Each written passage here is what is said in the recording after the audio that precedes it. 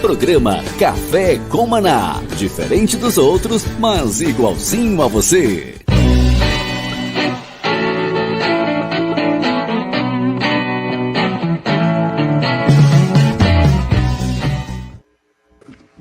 Shalom, shalom e graça e paz a todos. Obrigado pelo carinho, pela audiência, por você nos seguir, nos acompanhar todos os dias nas rádios Sara Brasil FM. Que Deus abençoe sua vida, o seu coração.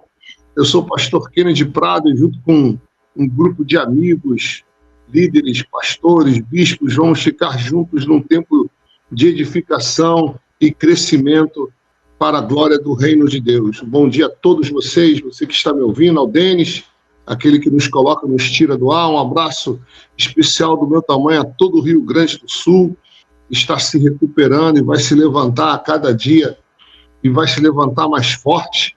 Um abraço aos amigos e irmãos de São Paulo, Sampa, ouvindo a gente, Rio de Janeiro, Minas. Deus abençoe Floripa, graça e paz a todos, Deus abençoe a cada um. E bom dia aos amigos que já chegaram aqui, Bispo Robson e Bispo Paulo Renato. Bem-vindos. Bom dia, né? Tudo bem? Como é que vai as coisas? Kennedy, Paulo Renato, Denis, bom dia. A todos os nossos ouvintes, né? São Paulo, Porto Alegre também, né? Pessoal do Sul, Floripa, Brasília, né? Também o programa está chegando em Brasília. Aliás, em todo o Brasil, né? Pelo canal nosso do YouTube, Café com Maná, em todo o Brasil. Que Deus abençoe a todos. Tudo bem com vocês aí? Um grande abraço aí, Rio Grande do Sul, Florianópolis, São Paulo, Juiz de Fora, Brasília, e onde a gente puder estar chegando aqui através da internet. Salve a todos. Amém, glória a Deus.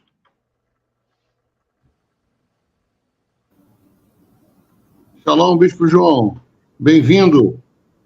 Salve, pastor Kennedy, Bispo Paulo Renato, Bispo Robson, salve, ouvintes da Sara Brasil, nosso querido Denis.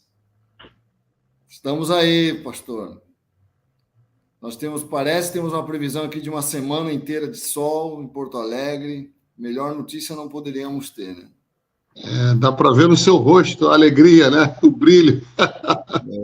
Então, estávamos precisando de sol, rapaz. E sol teremos, graças a Deus. Amém, amém, amém. O tempo vai virar aí totalmente, né? Graças a Deus. Mas é frio e sol, né? Não esquecendo isso, né, gente? Frio. Frio e sol. Assim, né? Hoje já dá uma esquentada, né? Mas começa o dia frio, né? Aí vai esquentando, né? Mas hoje chega a 27 graus aqui. Não, aqui tô errando aqui. É um sonho, né? Frio, muito frio, né? Não, tô brincando. Hoje chega a 18 graus aqui. 18 graus. No máximo, né? Mas, para os ouvintes se situarem, né? Eu estou em Criciúma, Santa Catarina. Bispo João está lá no meio das águas, é o nosso Noé, Porto Alegre. Bispo Hugo está fazendo um sinal ali que eu não estou entendendo o que é. 10 graus, 10 graus em São Paulo. Aqui está 13 graus em São Paulo. Isso. Bem-vindo, Bispo Hugo. Shalom. Bom dia, shalom, shalom. Deus abençoe todos aí. Deus dê graça. Seja realmente um programa maravilhoso hoje, né? Venha a graça de Deus sobre nós. Amém, amém. Assim será. O tema de hoje é interessante, não deixa de ser uma continuidade de ontem, quando nós falamos de uma igreja que nós não conhecemos, quando um médico nos relatou que ele viu em loco o que a igreja evangélica faz no Quênia, no Sudão, nos países árabes e muçulmanos. Ele ficou tão impactado que ele quer voltar todos os anos a esses países, né? Ele falou que quando você vai uma vez, ele falou assim, pastor, quando você vai a um desses países e que a necessidade é extrema, e você vê ali irmãos, a igreja trabalhando, você sempre quer voltar, né? É a síndrome da guerra, né? Dizem que quem foi à guerra uma vez quando volta para casa, depois quer voltar para a guerra. Sabia? Ele quer voltar ao combate. E ele falou que ficou mais ou menos com essa síndrome, assim. Ele quer voltar lá nesses lugares que a igreja atua, que a igreja faz. Foi muito bom o programa ontem, Bispo. Foi nesse sentido, né? A igreja que as pessoas não veem, não conhecem, que é um pouco da linha de hoje, que eu vi que o senhor escolheu, muito interessante também. Quando eu penso... Eu tive na Argentina, aniversário de casamento, exatamente há um ano atrás, eu vou fazer agora em junho, 39 anos de casado, né? E eu procuro sempre no aniversário de casório dar uma fugida com a patroa, né? A gente se organiza o ano inteiro. E eu estava na Argentina e perguntando para a pessoa que estava lá, estava cuidando da gente, nos lugares de turismo e tal, e perguntando sobre o povo evangélico, né? E como é pequeno o povo evangélico na Argentina. E nós sabemos que a Argentina foi visitada por um avivamento na década de 70, 60, 70, muito maior que no Brasil. Eu conversei com um pastor argentino, que ele frequentava, ele estava na igreja, ele era pastor e era pastor auxiliar de uma igreja em Cidade del Plata. E ele contava de ressurreição de mortos, de braços crescendo, pessoas que não tinham uma perna, a perna aparecia. Sinais assim que ele fala assim, nós fazíamos culto para 5, 7 mil pessoas em estádios lotados, com milagres, sinais, vidas. Mas hoje a sociedade argentina não tem o impacto do evangelho. É uma sociedade hoje que tem outro tipo de influência cristã, né? Não é evangélica. Em contrapartida, o Brasil, que criticam tanto, né? Eu vejo que, eu não sei, o brasileiro tem uma mania de falar mal, né? Então, o futebol não sei de onde que é melhor, sabe, a seleção brasileira, melhor era não sei de que tempo. O tempo todo o brasileiro se critica, e nós, cristãos brasileiros, na minha visão, caímos nessa armadilha. Porque eu vejo, queridos, que hoje o Brasil levantou representantes que defendem nossa fé, defendem nossa forma de pensar. Nós temos hoje deputados e senadores que são realmente cristãos, são pessoas que nasceram de novo, que defendem mesmo a nossa bandeira, a palavra de Deus, a liberdade de expressão. São verdadeiros guerreiros lá no parlamento, né? Nós temos hoje a bancada evangélica hoje, que ela, olha, a bancadinha, como no bom sentido, ela é enjoada, viu? Então, eu acho que o brasileiro é muito crítico em relação à sua igreja, que a igreja não influencia a sociedade. Eu vejo isso com um olhar muito crítico, já que nós caminhamos para ser, segundo o IBGE mesmo está apontando, nós vamos passar aí de 40%, 45% em pouco tempo, né, da população brasileira de evangélicos. E, gente, eu vejo pela comunidade que eu pastoreio, pelas igrejas que o Robson é um dos grandes companheiros de luta aí que a gente tem aqui na nossa regional, e a gente vê a ação de Deus nas nossas igrejas. A gente não vê a ação da hipocrisia, da falsidade. No nosso universo aqui, de quase 10 mil pessoas que a gente cuida, né? O Robson, junto com os outros bispos que a gente tem aqui, com 10 mil pessoas, e a gente não vê tanta notícia ruim assim no nosso meio. A gente vê boas notícias nesse universo aí que nós temos aqui, que a gente cuida. Então, apesar de toda a crítica, eu acho que a igreja brasileira está fazendo um belo trabalho. Tem coisa para melhorar? Tem. Tem mudança a fazer? Tem. Tem debilidades? Tem. Mas, olha, eu acho que nós fomos muito melhores que muitos países que foram visitados por avivamento. E esse avivamento não permanece. O Brasil foi visitado por avivamento na década de 80, e eu participei, João, acho que todos aqui participaram na década de 80, e persiste até hoje. Nós estamos em 2024, 40 anos depois, e a ação continua, as igrejas crescem, o evangelho multiplica. É impressionante, né? Ontem nosso culto, ontem lotado, cheio de visitantes. Eu não sei vocês, mas eu tenho visto o evangelho no Brasil prosperar e crescer em muitas dimensões. Alguém vai dizer, mas não está na universidade. Pois é, não está na universidade, mas está nas famílias, está nos jovens, né? Eu creio que a igreja brasileira é jovem, isso é surpreendente, e é isso que surpreende quem vem de fora, Porque quando você vai nos Estados Unidos, eu fui às igrejas nos Estados Unidos, só tem gente madura nas igrejas, para não falar aquela palavra feia, né? Então, só tem gente já de uma certa idade. Você não vê jovens, né? Muitos, né? Claro que tem igrejas com movimentos para jovens nos Estados Unidos, mas não é como no Brasil, gente, não é como no Brasil. Então, eu queria deixar essa pequena reflexão e passar a bola primeiramente aí. Vou passar para o Kennedy mesmo. Começa aí, Kennedy, depois você passa a bola para o próximo. 3 minutos. Ok, marca aí, Bispo. Eu concordo e discordo um pouco, né? Mais concordo que discordo, entendeu? Porque o meu discordar talvez seja no sentido de querer ver mais, sabe, Bispo?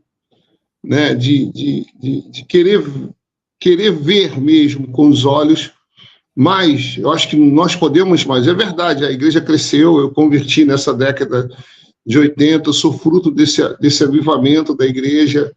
Realmente a igreja cresceu muito no Brasil e faz diferença, sim, né? Concordo contigo, não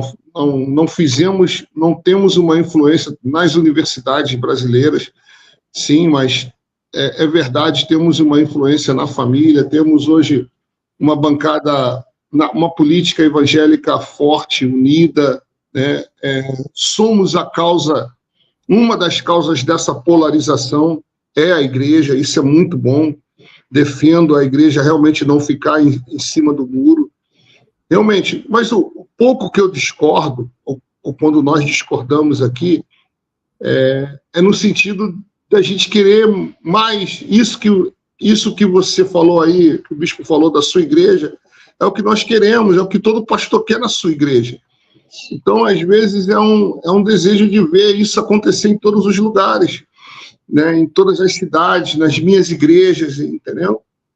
É o sonho de cada líder, de cada pastor, né? Então, nós queremos a igreja mais forte. Talvez eu seja um pouco assim por causa do Exército. No Exército, eu fui sargento, e o sargento a gente era sempre impulsionado a dizer assim, não está bom, pode ser melhor. Né? É uma frase que ficou no meu DNA, não está bom, pode ser melhor. Eu tenho uma dificuldade de achar que já está bom, né? Eu sempre penso que pode ser melhor. Então, talvez isso traga em mim uma ideia mais crítica, mas não negativa, né? Mas eu creio que nós podemos ser melhor, sim, somos grandes, mas ainda falta sermos mais unidos, né? Eu conversava com pessoas no campo da política, e eles falavam assim, poxa, a igreja ela pode dominar realmente, influenciar muito mais. Se nessas próximas eleições, nos próximos anos, a igreja for mais unida, e a igreja está caminhando para isso, a igreja está caminhando para uma unidade, certo? Nós vamos realmente impactar muito mais o Brasil no sentido político. Então, nisso que eu falo, nisso pode ser melhor, né? Quando nós falamos aqui sobre oração, talvez realmente seja um saudosismo, né? Talvez seja um pouco de olhar para trás e deixar de olhar para aonde a igreja já chegou. Quando eu lembro daqueles cultos que duravam 4, 5 horas, talvez seja isso, né? Mas eu também posso melhorar. Eu estou ouvindo aqui, também me colocando nesse ponto, né? Eu também posso tentar deixar de ser um pouco assim. Vamos lá, estourou meu tempo. João, diga lá, João. Eu não sei, eu acredito que é difícil você fazer uma avaliação com base na sua própria realidade, né? Não é uma boa maneira de você avaliar uma realidade maior, né? Por exemplo, você pega a Coreia do Sul, vou pegar um exemplo. Se você avaliar o estado do cristianismo da Coreia do Sul a partir da igreja do Poyong-cho, você vai achar que nós temos a impressão de que é um dos países mais cristãos do mundo, e não é, né? É um dos países mais com a influência do ateísmo mais forte no mundo, e com pouca influência cristã no seu estilo de vida, né? Uma família, o número de filhos, por exemplo, na Coreia é de 0,8. Eles não geram filhos, né? que não é uma tradição cristã, né? Eles não têm influência cristã no país. O que tem é uma forte igreja. Algumas igrejas muito fortes em Seul, né? E isso passa a impressão de que o cristianismo está vibrante, poderoso, né, no país, e não é verdade. Então, é muito difícil você fazer um exame não, a minha realidade é assim, então o cristianismo no Brasil é assim. Eu não tenho como ver dessa forma, né? Eu acho que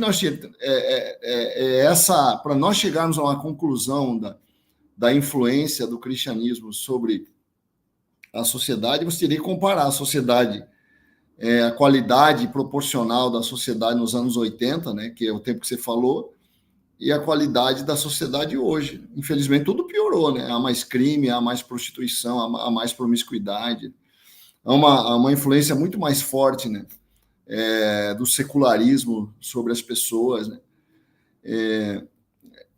Agora, isso não significa que a igreja não avançou em alguns aspectos, né? Não tem como negar que, numericamente, os evangélicos cresceram muito. Nós éramos 7%, 8% da sociedade, hoje somos 30% no Brasil, né? Embora aqui, por exemplo, no Rio Grande do Sul ainda seja em torno de 10%, 12%, né? Mas você percebe que, nesse aspecto, dá para dizer que houve uma melhora, né? Você cresceu o número de evangélicos. Cresceu em relação ao número de evangélicos que cresceu no Brasil a mentalidade cristã com relação a casamento, com relação à família, os divórcios diminuíram, há mais devoção, há mais prática de devoção, há mais conhecimento bíblico. É difícil você avaliar isso a partir de uma realidade micro. Nós não temos no Brasil um sistema de pesquisa que possa nos mostrar isso, como é muito comum lá nos Estados Unidos, né?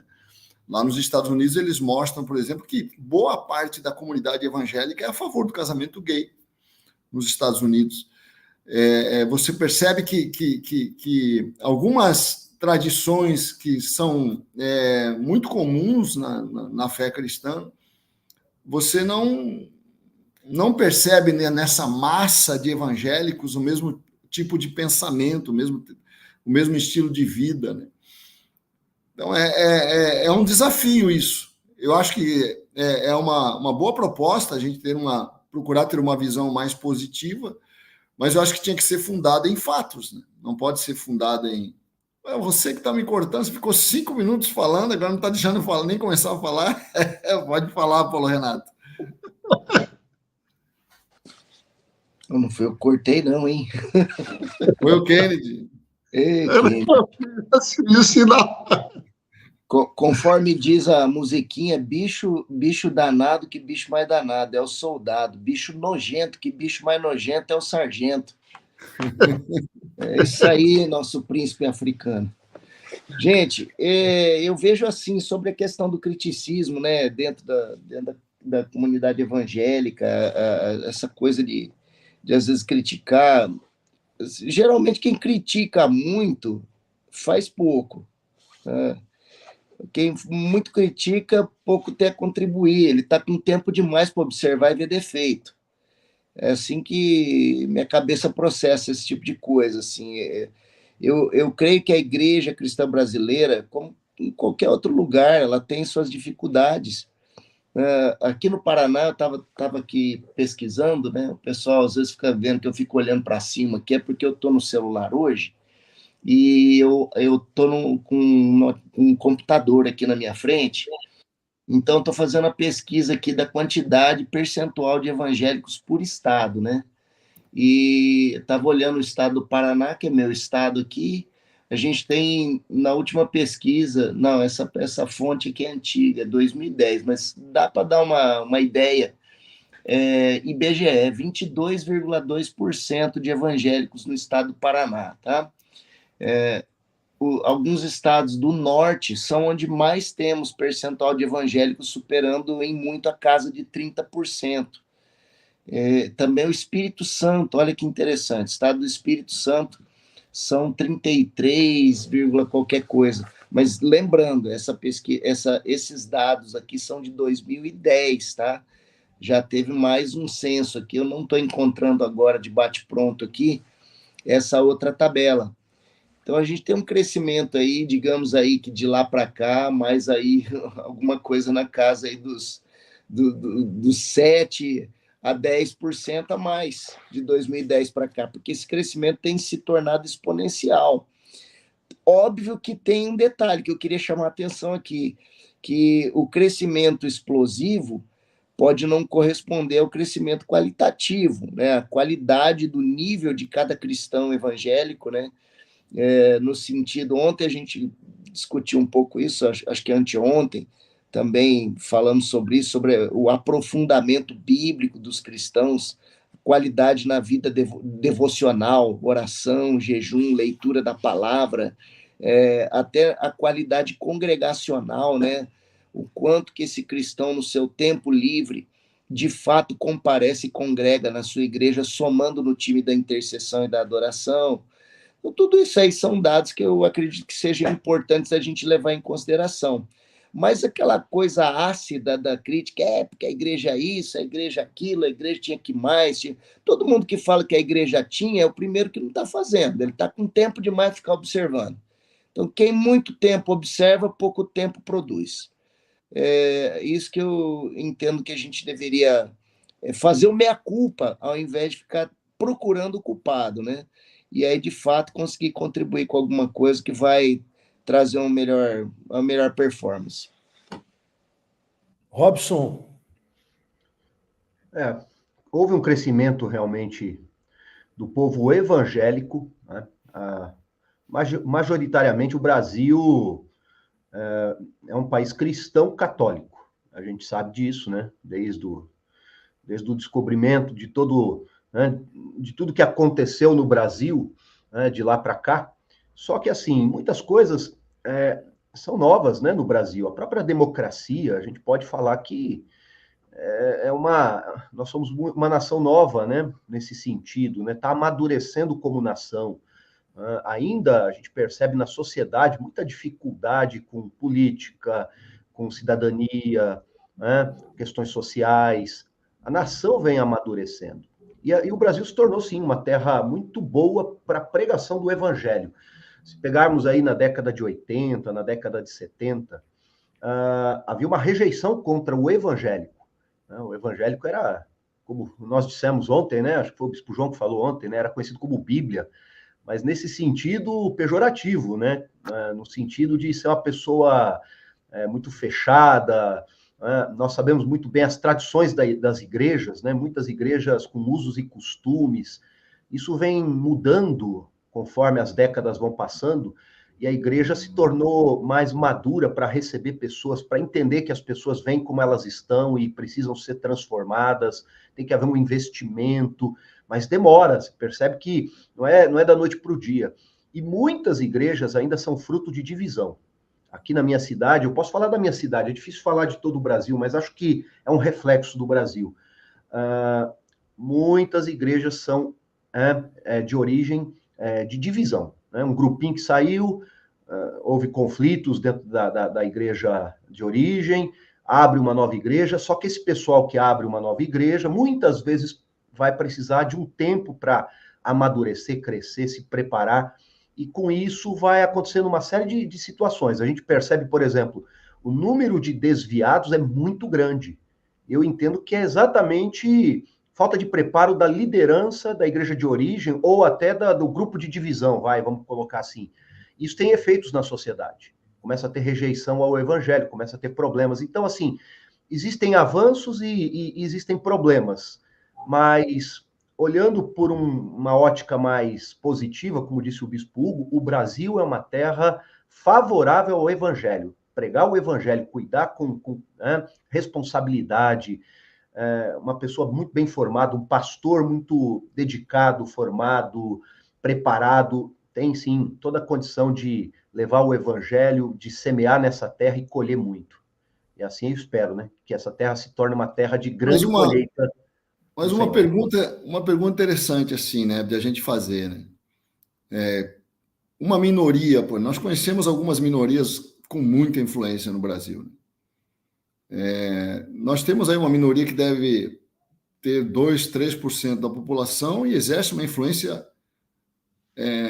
Eu não gostaria de dizer isso, né? Mas se a gente for fazer uma observação, talvez exerça uma influência mais poderosa que a igreja, que tem 30% sobre a sociedade, né?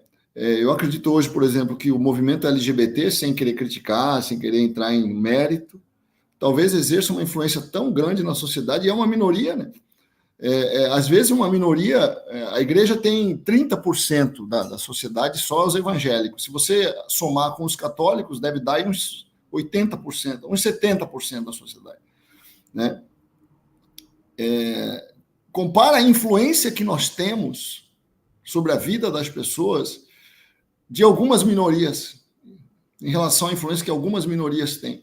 Acho que não é surpreendente isso, claro, deve ter outros fatores, né? Nós podemos até debater por quê, né? Eu vi até um artigo de um cristão na Christian Post, né? Ele falando isso, né? O nome do artigo dele, deixa eu ver aqui, é um artigo em inglês, né? Mas ele diz assim: o que a igreja poderia aprender do movimento LGBT? Em termos de unidade, em termos de ousadia, em termos de influência. Como é que eles conseguiram tanta influência sobre a sociedade? Conseguiram praticamente afirmar quase todas as suas pautas, e enquanto que os cristãos ficaram, de uma certa forma, com toda a sua maioria, com todo o seu exército imenso, né? Nós não temos o mesmo nível de influência, né? Então, mas, viu, Bispo João, aí eu vejo, esse é o problema da divisão. Enquanto alguns dizem assim, nós precisamos de representantes evangélicos no Senado, na Câmara, nas prefeituras, outros criticam e falam o quê? Não, política e religião não misturam. Com essas lideranças divididas, prejudica completamente esse trabalho, enquanto que o movimento é único. Se eu só colocar, perdão, Robson, se eu só colocar alguns, aproveitando que você está falando, alguns pontos que ele coloca que nós teríamos que aprender com esse movimento. Mesmo uma pequena minoria com determinação e visão pode mudar o mundo. E a outra ele coloca vários temas aqui, né? Você deve focar em mudar o mundo, não escapar dele, criticando aquela postura da igreja, né, de se retirar do mundo, né?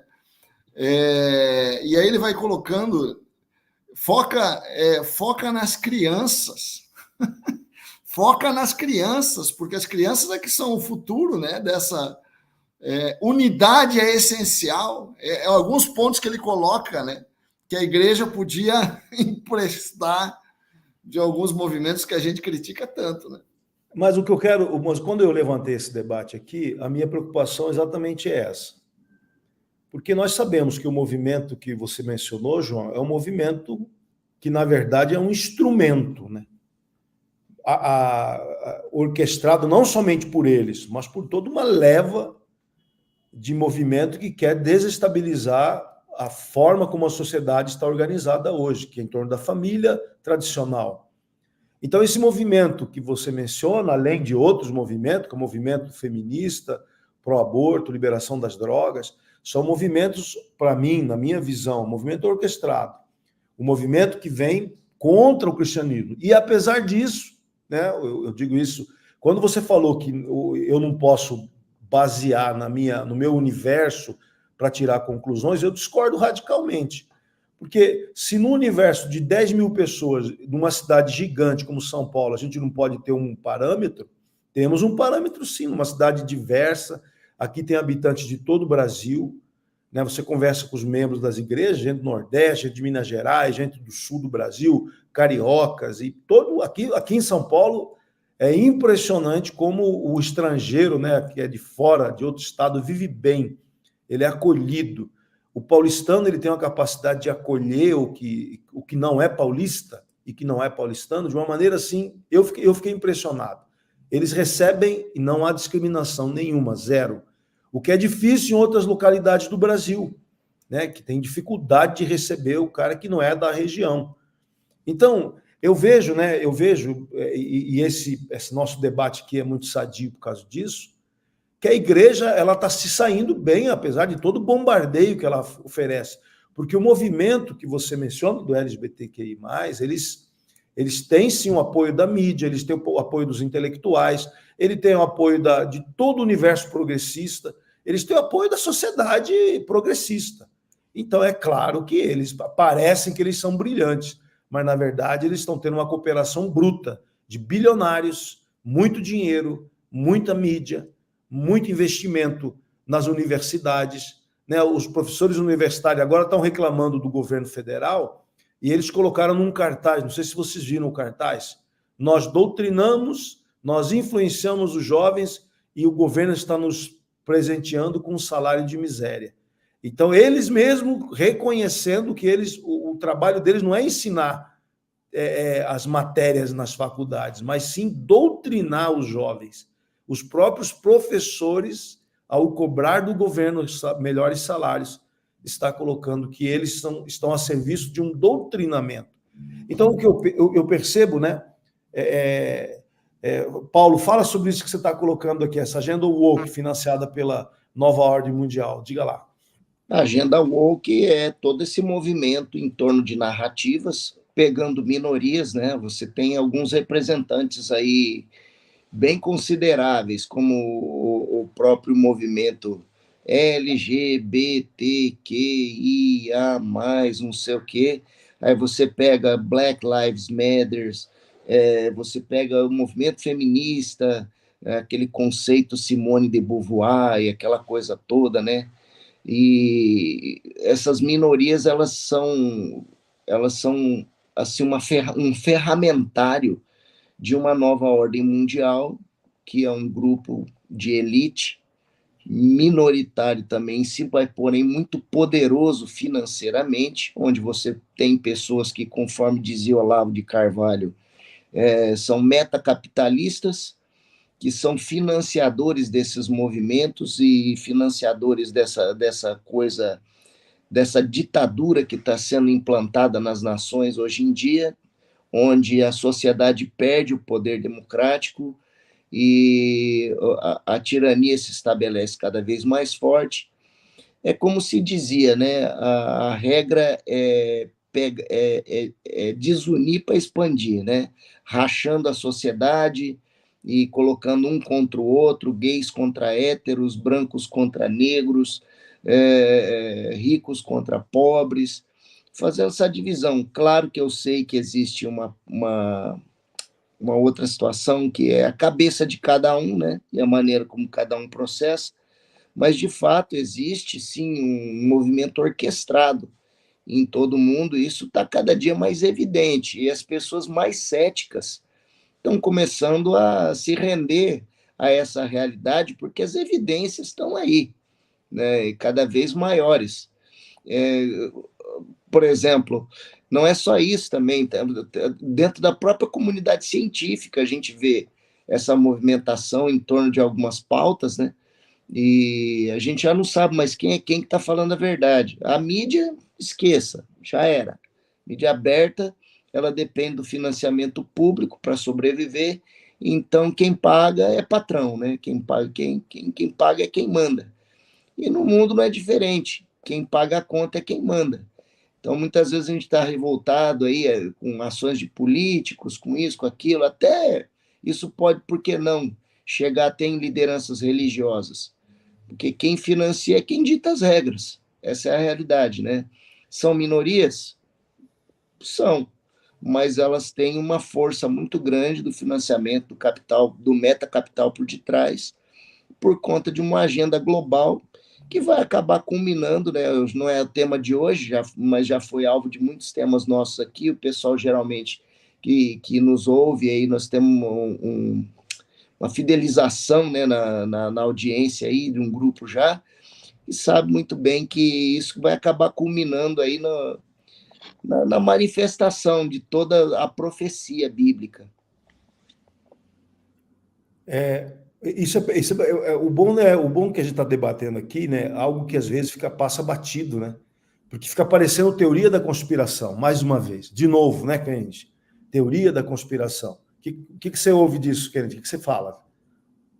Não, é interessante. Eu amo quando a gente tem pontos divergentes, sabia?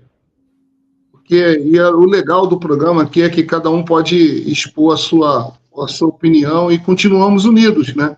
Continuamos no mesmo propósito, na mesma visão. Mas as nossas pequenas diferenças aqui, elas são importantes, porque a gente fica avaliando, é importante ter essas diferenças de opiniões, até para a gente conseguir ter uma unidade maior, ser mais forte, no sentido de ser mais forte. Por exemplo, quando o Bispo João falou que a igreja americana é uma igreja que tem uma tendência de apoiar o casamento de pessoas do mesmo sexo, né, isso me acende um sinal extremamente vermelho, porque, infelizmente, a igreja americana ela influencia as igrejas evangélicas no mundo todo, né, e é uma tendência que nós não temos... A Inglaterra acontece a mesma coisa. A Inglaterra também. E aí, eu acho que hoje a igreja americana não influencia mais a igreja brasileira. A igreja brasileira hoje tem vida própria. Então, peraí, deixa eu terminar. Isso. Aí, por outro lado... claro que tem uma vida própria, mas tem uma influência, sim, né? Não dá para negar uma influência. Já teve. Quando vê as músicas que nós cantamos, normalmente são americanas. Há uma influência, gente. Mas não na cultura, não na prática moral. Deixa eu terminar meu raciocínio aqui. Há uma influência, sim. Eu fico com um sinal de alerta ligado, né, por causa dessa influência americana no comportamento mundial, em todos os sentidos, desde Hollywood até a igreja, até nisso que o Bispo João falou, as músicas que nós cantamos. Sim, eles são mega influentes em todos os sentidos. Mas, por outro lado...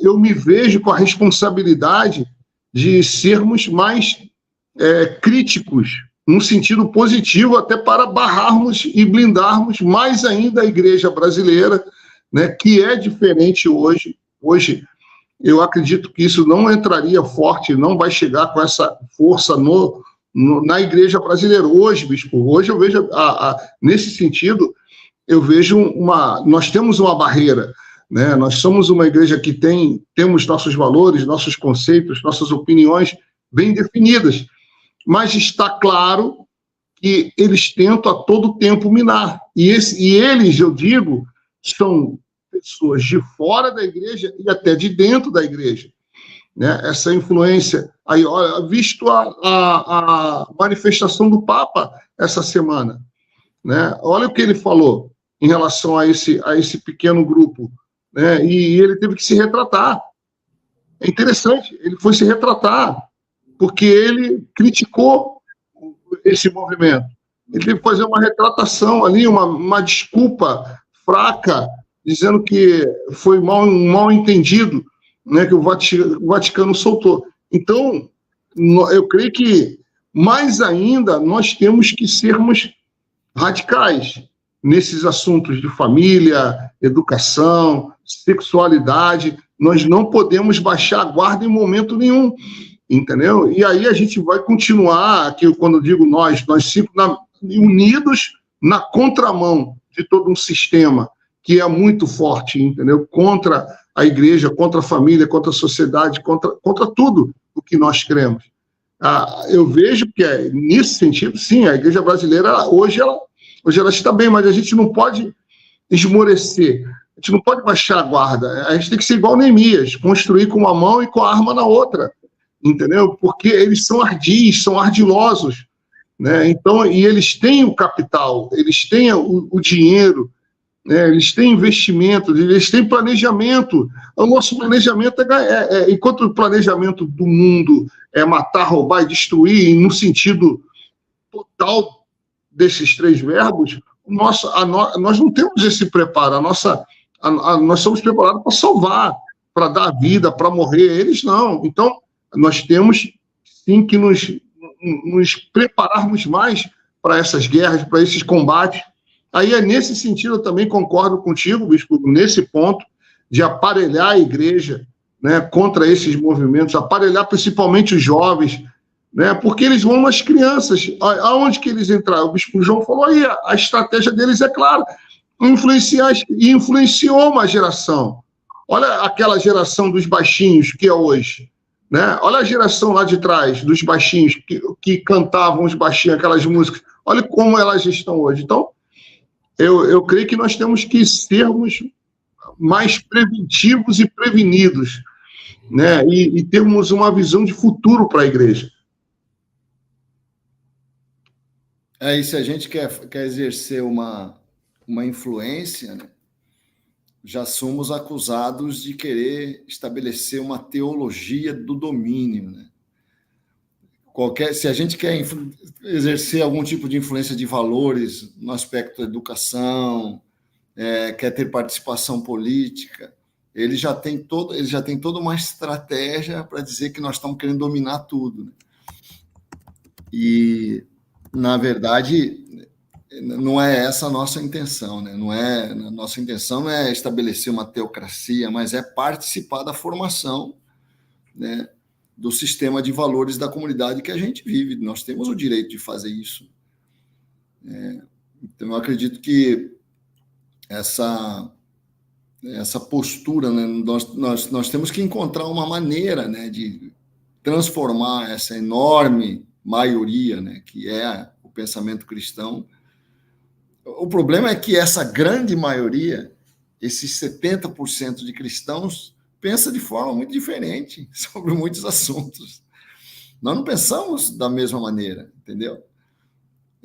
Não, o Brasil é 70% cristão, 80% cristão, mas esses 80% pensam de forma muito diversa, se comporta de forma muito diversa, tem um estilo de vida muito diverso. Nós não somos todos, nem entre os evangélicos, né? Você pega a massa de evangélicos numa cidade como São Paulo, por exemplo, você tem igrejas muito grandes aí que pensam muito diferente de nós, né? A igreja, por exemplo, a igreja do Ed Renekiewicz, né, que é uma igreja com grande influência em São Paulo, pensa muito diferente de uma igreja como mais tradicional, por exemplo, né? Ela tem uma grande influência negativa. Todo mundo tem assim uma... Não vou dizer assim, não vou chamar de aversão, mas um alerta vermelho, roxo, preto, não sei qual que é a cor, mas tudo que vem de lá a gente... Rejeita. Bem... nem vou dizer isso, a gente fica muito... Hoje a influência é inversa, ela não é uma influência de trazer comportamentos novos, muito pelo contrário, ela está trazendo uma reação, né? O que você acha disso, Robson? O Paulo Renato vai falar do pessoal do YouTube, mas o que você acha disso, Robson? Quer falar primeiro, Paulo? Pode falar, aí eu já entro. Tá bom. Eu entendo que, por exemplo, a igreja que foi mencionada tem uma grande influência no meio batista. E eu entendo que também, assim, tudo começa assim, né? Há um impacto, há um choque sobre as... Eu só quero fazer uma observação que eu não estou criticando a igreja, tá, gente? Eu não estou fazendo uma crítica... Mas ao contrário, viu, Robson? Inclusive, eu só quero fazer um contraste, quer dizer assim, eles... existem... eu peguei só um exemplo, né? Não, sim. De uma igreja que tem um estilo de vida muito diferente. Não, sim. Mas acho que vale muito para a gente entender uma coisa. O primeiro impacto é um choque. Então, existe alguns que se levantam, dizem não, se posicionam e tal, mas continua a força de influência, daqui a pouco se torna aceitável. Esse é o perigo, né? Viu, Robson? Vamos pegar. Oi. O Seminário Batista de São Paulo, que é um dos maiores do Brasil, mudou a diretoria exatamente por causa de todo esse movimento. Hoje entraram conservadores, foi até a pessoa que estava lá, era uma pessoa muito querida, né, que era o Lourenço Stedley. Ele escreveu um livro, Paulo, que é uma compilação de opinião de vários teólogos, maravilhoso o livro dele. Ele era o diretor e foi substituído, hoje é o Luiz Saião, que é um pastor batista conservador, muito sério, né? E o Davi Lago, hoje também, que está lá com ele. Então, por causa desse movimento que aconteceu da igreja mencionada, os batistas se movimentaram em São Paulo e levantaram uma diretoria conservadora no Seminário Batista, na faculdade. Então, eu acho que, ao contrário, gerou exatamente uma reação dos batistas, né, em direção ao conservadorismo. Mas a mídia abraçou, né? E aí é o que eu digo, né? Num primeiro momento é um choque. No segundo momento, começa a ter, junta, né? Uma série de forças e começa a impor isso de uma outra maneira até que se torne aceitável. É uma batalha, eu entendo que é uma batalha. São batalhas de valores, né? De conceitos, Eu só queria mostrar que não há uma unidade de pensamento. Então, não quero dizer que nós somos melhores, o que eles são piores. Eu quero mostrar que não há uma unidade de ação, nem uma unidade de pensamento para você conseguir um resultado, entendeu? Porque se nós marchássemos unidos, esses 80%, se imagina. Não, aí ninguém poderia resistir, né? Essa é a verdade. Aí entramos no Salmo 133, né? Lá que fala que é ali que o Senhor ordena a bênção, né? Na unidade da igreja, mas na unidade dos irmãos. Essa unidade é que falta a unidade das lideranças evangélicas, mas está amadurecendo. Eu também entendo que, assim, é tudo muito novo. O que não pode perder, acho que comparado com a Argentina, que o Bispo Hugo colocou muito bem, é o senso de evangelismo. A igreja brasileira tem uma coisa bonita. Ela é evangelista, ela continua evangelizando. Por isso que os cristãos, os evangélicos estão crescendo. É uma percepção minha, tá?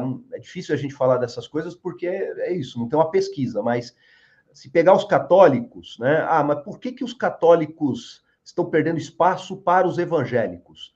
Os evangélicos evangelizam, convidam, levam para as igrejas. Então, nós saímos de um percentual para um número da população muito, muito grande.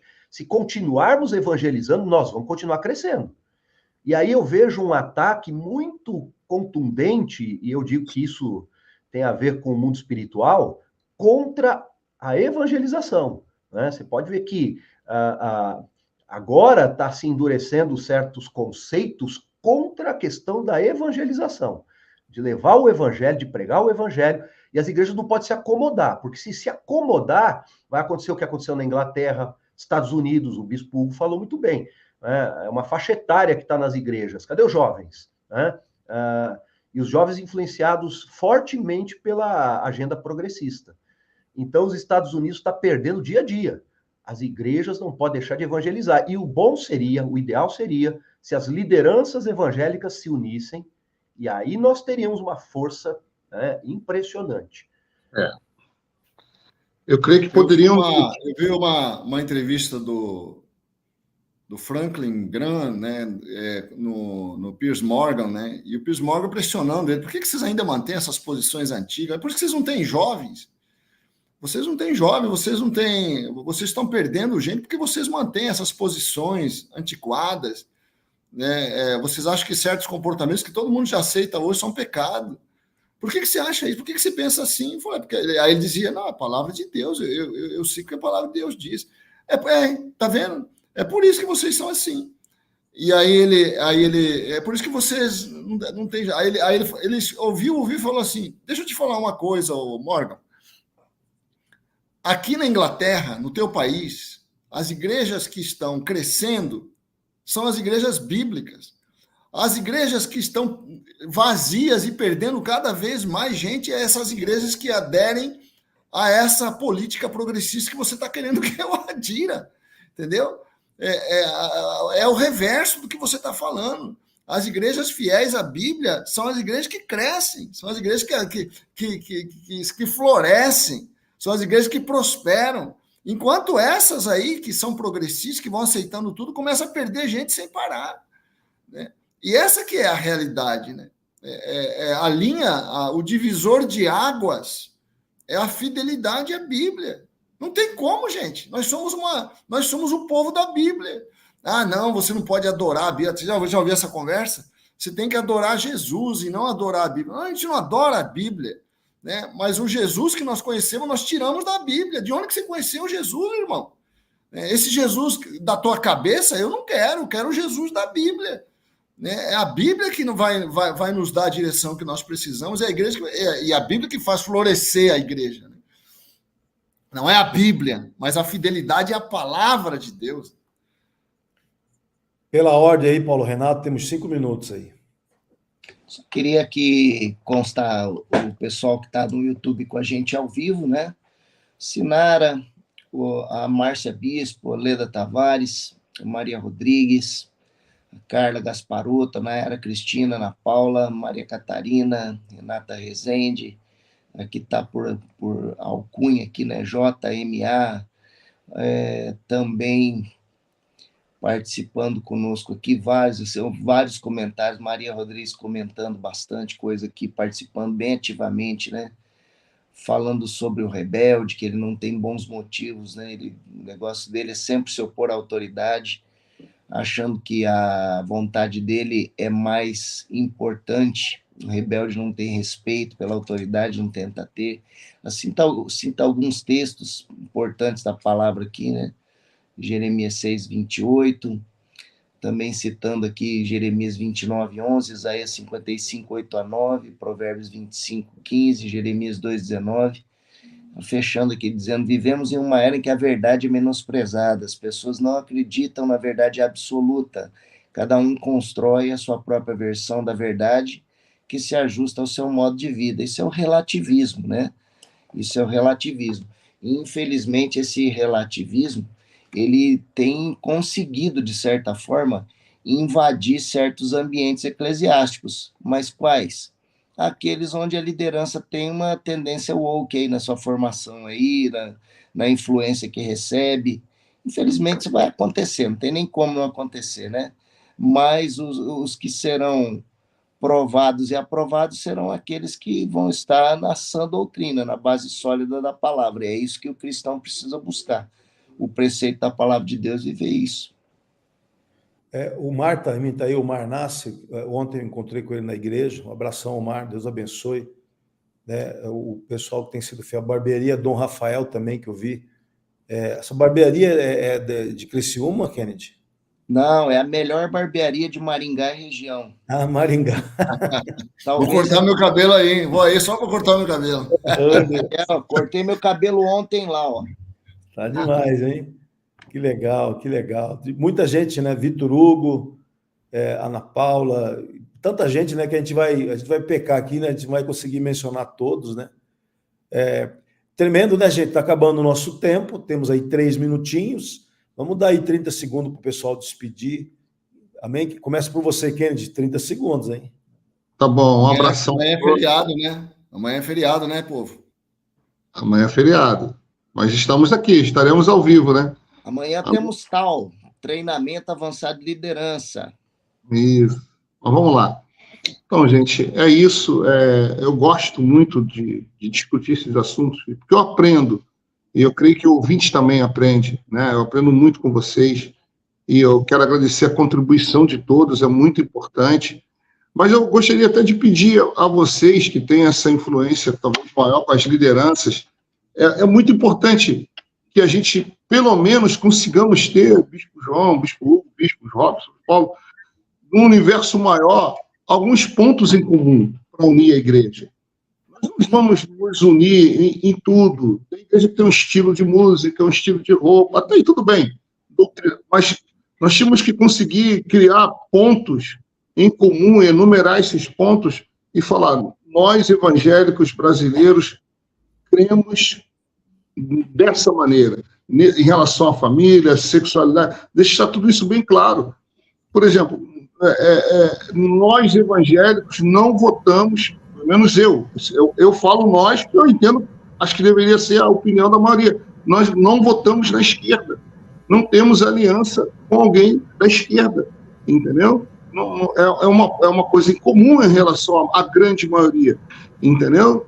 Então, nós tínhamos que ter alguns pontos em relação e deixar bem claro isso. Talvez isso nos dê um senso de unidade maior.